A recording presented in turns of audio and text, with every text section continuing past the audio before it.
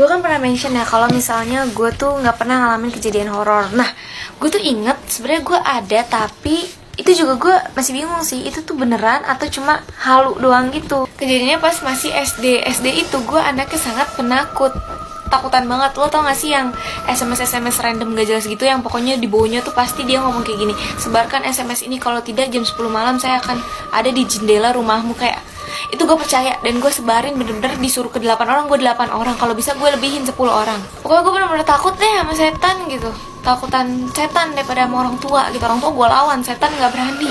Nah suatu hari nih gue abis diceritain dari temen gue nih, katanya nenek gayung udah deket di daerah rumah gue.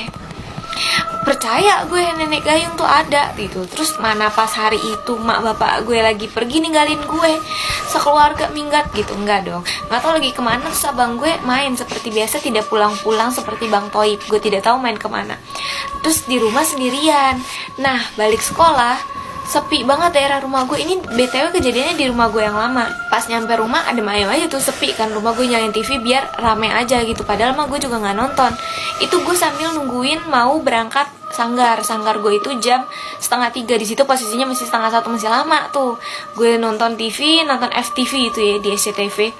Itu bener-bener suasananya ngedukung banget, lagi sepi-sepinya juga tuh daerah rumah gue. Gue gak tahu kenapa biasanya rame gitu, motor-motor lewat. Ini tuh kayak jarang banget motor lewat. Lagi TV-nya iklan nih, kan diem kan, gak tau mau ngapain, gabut, gak punya HP dulu kan. Terus tiba-tiba gue nggak dengar kok ada yang suara orang mandi. Kan kamar mandi gue pakai gayung ya, kagak pakai shower kan, karena kita nggak mampu gitu. Jadi pakai gayung, kok ada yang cebar-cebur nih. Gue pikir tetangga gue kan mandi gitu. Gue tempelin kuping gue di tembok gitu, sepi, kagak ada apa-apaan, tapi kayak ada suara jelas banget.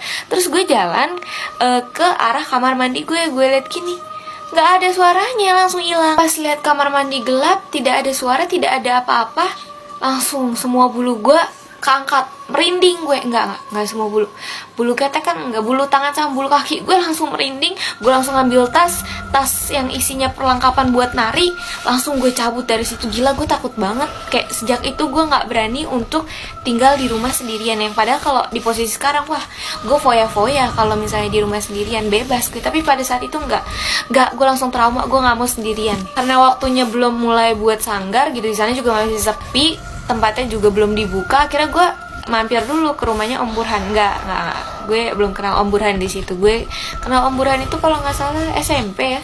SMP.